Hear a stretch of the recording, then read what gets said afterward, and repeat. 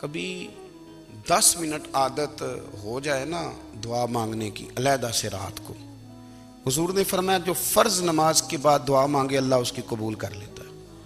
नबी पाक सल्लल्लाहु ताला अलैहि वसल्लम ने फरमाया अल्लाह मुसाफिर की दुआ कबूल फरमाता है। हुजूर ने फरमाया अल्लाह मजलूम की दुआ कबूल फरमाता है। हुजूर ने फरमाया बीमार से दुआ कराओ अल्लाह उसकी दुआ कबूल फरमाता है। मेरे नबी पाक ने फरमाया माँ बाप जब भी औलाद के लिए हाथ उठाएं, वैसे तो बुल्ले शाह तो आसमानी उड़दियां ही फड़ दें, जेड़ा घर बैठा उन्होंने बढ़िया ही नहीं। हुजूर फरमाने लगे माँ बाप जब भी औलाद के लिए दुआ फरमाएं अल्लाह उनकी दुआ को कबूल करता है। आप अपना ताल्लुक बनाएं दुआ के साथ, इबादत के साथ, मुसल्ले के साथ रिश्ता बनाएं, इस्तिगफार पढ़ें। सलाहुद्दीन अय्यूबी सलेबी जंगों में थे, रात को मस्जिद अक्सा में नमाज पढ़ी तो परेशान थे।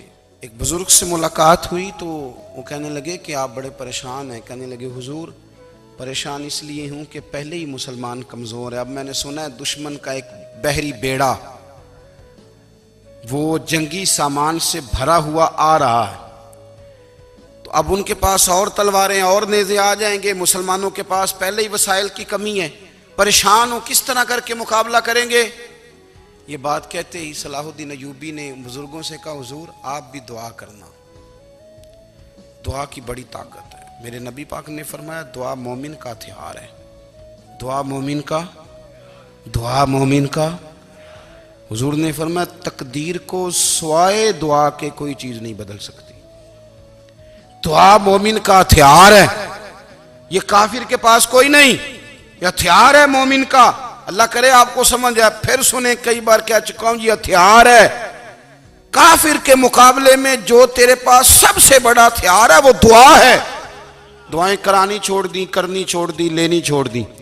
हजरत सैयदना अनस बिन मालिक रदी अल्लाह तआला अन्हु फरमाया करते थे मैंने वो रंग देखा है जब हुजूर दुआ मांगते थे और हुजूर की मुकद्दस आंखों में आंसू भी साथ ही बहा करते थे, मैंने वो अंदाज देखा। तो सलाहुद्दीन अय्यूबी बुजुर्ग से कहने लगे आप भी दुआ कीजिए, और खुद रोने लगे और सर सजदे में रख के रोने लगे और इशा से लेकर फजर तक रोए, खूब रोए। सुबह वो बुजुर्ग आए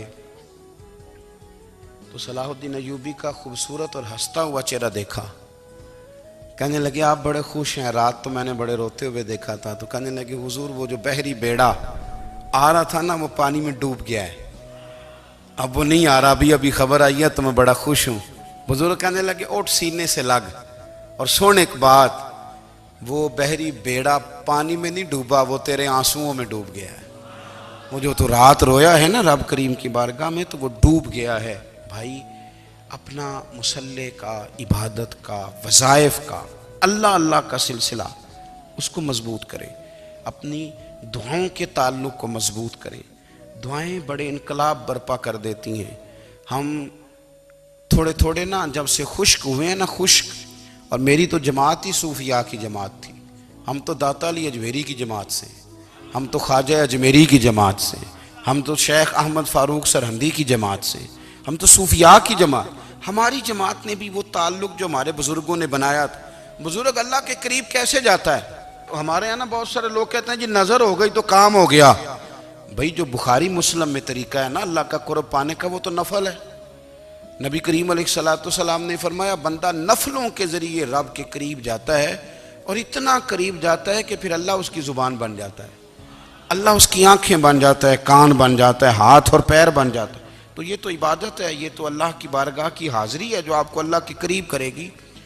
तो नमाज को अहमियत दे के अदा करें, नमाजें मोबाइल बंद करके अदा करें। लेकिन ना कुछ लोग कहते हैं मुझे टाइम नहीं मिलता नमाज का, तो मैं कहता हूँ ये आपने बड़ी जुर्रत की बात की है। मुझे को मेरा पीर भाई कह देना मेरे पास टाइम नहीं आपको मिलने का, तो मैं कहता हूँ आज के बाद आना ही ना। तू क्या समझता है, तू बहुत बड़ा आदमी है, तेरे पास टाइम नहीं है और हमें मिलने का टाइम, मौज कर। तो आपने अल्लाह रसूल को कह दिया टाइम नहीं। और अजीब फलसफा है ना, कहा जाए नमाज पढ़ने आओ तो कहते हैं कपड़े ठीक नहीं, और कहा जाए कि आओ जरा दावत पे चले तो कहते हैं 1 मिनट ठहर मैं कपड़े बदल के आया।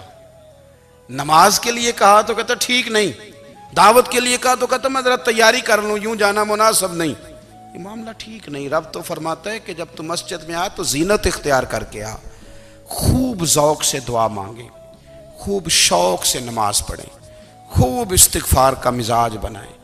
आप लोगों के बीच रह के सुख हासिल करना चाहते हैं, लेकिन आपको पता है कई कई महीने गारे हिरा में रहना भी मदीने वाले महबूब का तरीका है।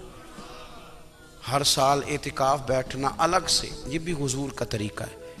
मस्जिद नबी के अंदर दरवाज़ा खुलता था नबी करीम का, पर घर के अंदर नफल पढ़े नबी पाक। और हुजूर फरमाते हैं कुछ नफल नमाज घर में भी पढ़ा करो, घर को कब्रिस्तान ना बनाओ।